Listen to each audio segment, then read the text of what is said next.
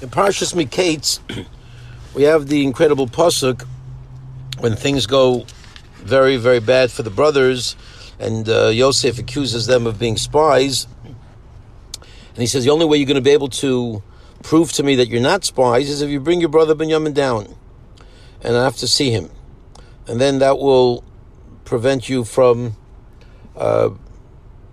suffering punishment, and I'll release Shimon to you. So, Vayomer Ish Alachav says a pasuk. One man said to his brother, "Avlo Shema Manachnu, Alochinu Asher Reinu Tzaras Nafshe B'Schanu Eleinu V'Lo Shemanu."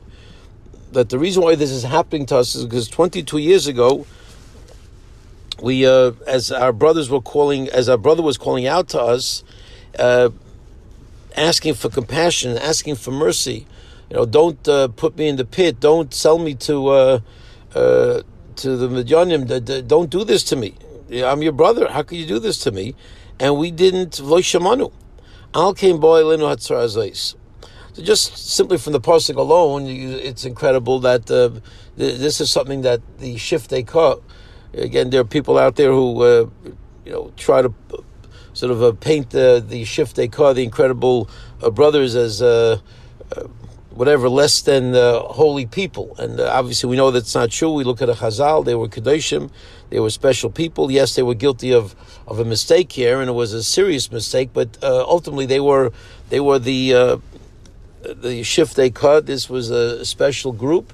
These are the tribes that we were all divided into, and their names were carried on the Choshen, so there's no question that they were holy people. And the proof is that if you can look back and see what you did wrong, and point to a particular act when something bad happens to you, I did something 22 years ago, it shows you that this is something that I can't point to anything else. There's nothing else that hits us as a possibility. Unfortunately, way too many of us would never know what if God forbid something bad happened to us. It could have been a lot of different things. But when you're on such a madrega, you can literally look back at a particular moment in time. But the Ramban says goes even further, and he says that they considered the Achzarius a greater sin than the Mechira. I mean, the Mechira puts a person in slavery. It puts a person in an unbelievably difficult state of becoming an Eved. Who knows what happens beyond that? Once you're an Eved, you're obviously in a very tough spot, and it's hard to imagine. How could you do something worse to your brother? Obviously, killing would be worse, but Mechira, slavery. He's selling him as a physical object, and yet you'd say that would be the more severe situation. Yet the Ramban incredibly says that they considered the Achzarius, the lack of compassion, the sort of the callousness which they manifested in not responding to the brother's cries. The Sephorah says something similar. I think in the Sephorah you can maybe argue what the Sephorah means, but with the Ramban, I think it's clearer that the Ramban is saying that they straight up looked at the two possible sins, and they said for a brother, and this is what Ramban says Ki achim b'saram. Okay, he was their brother, their flesh and blood. He's falling at their feet, and they did not show compassion. And okay, that's very nice. Compassion is nice, but lack of compassion doesn't necessarily result in somebody being sold. Selling them results in somebody being sold. So how could the Ramban say that the compassion was a worse aveira when the results would definitely have impacted Yosef much more? If they would have shown a lack of compassion in another area, that would be worse than selling him. I mean, what is Ramban saying? So I think the message for us, and we see this in a number of different other places in Chazal, that when we talk about chet, we talk about sin, we talk about what HaKadosh Baruch Hu looks at in something that's damaging to our own neshamis, as in terms of what we've done wrong. It's not the result; it's the midah behind the action. The result, HaKadosh Baruch Hu determines results, but what represented a greater destruction, a greater negative force within who you are as a Jew, as an Eved Hashem.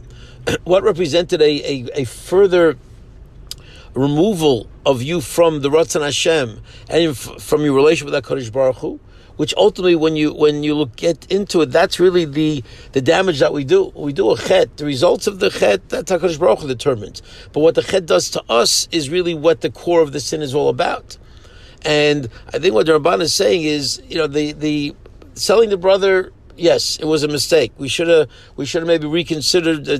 Maybe we made a wrong calculation, and the results of that miscalculation definitely had very tragic results. For Yosef to be enslaved, at least in their mind, for we don't know, for all these years. In their mind, he's still alive, but he's possibly, but he was away for all these years, and they're assuming he's still a slave. But that's an act that you do. Okay, it's a mistake. You made a calculation. Yes, it might have very serious results, but that's sort of not on you. That's on the results of whatever HaKadosh Baruch Hu wants. But callousness, your middos, the damage that does to who you are as a Jew, that your brother's calling out to you, you're not willing to respond, that's something that affects you in a much more deeper way. I think that's what the Ramban is saying. It's an incredible thing.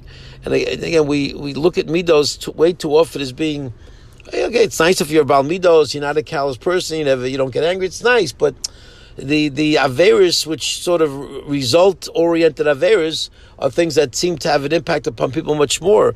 When in reality, in terms of HaKadosh Baruch Hu's view of things, we really can't possibly fathom how damaging a lack of middos could be. How much of an act of callousness could impact on neshamas, and anger and haughtiness. All of these middos that we know that we're supposed to work on, but somehow we put them on the back burners because we don't see them as being such a high priority. The not doing an avera, not doing an act, which of course we cannot certainly look at as being inconsequential, irrelevant. Avada, we have to keep all the mitzvos. But do you see where the middos rate? We see how HaKadosh Baruch Hu views them. This Ramban is an eye-opening Ramban in terms of being sensitive to the absolute critical need of working on our middos. But Hashem, Chanukah is a time of purity. It's a time of tshuva. It's a time of appreciating the Chazi Hashem and working on ourselves to focus on this Ramban and rededicate ourselves to working on our middos and to constantly using Musar as a means to purify ourselves in these areas. It's a critical time to do that. Bez Hashem should something that we should continue to do throughout the year, and in that chus have the kinds of middos that HaKadosh Baruch Hu is looking for, and in that chus we should Bez Hashem not only have a wonderful rest of Chanukah, but also be zeicha to be Esem Shach Meir Yameinu.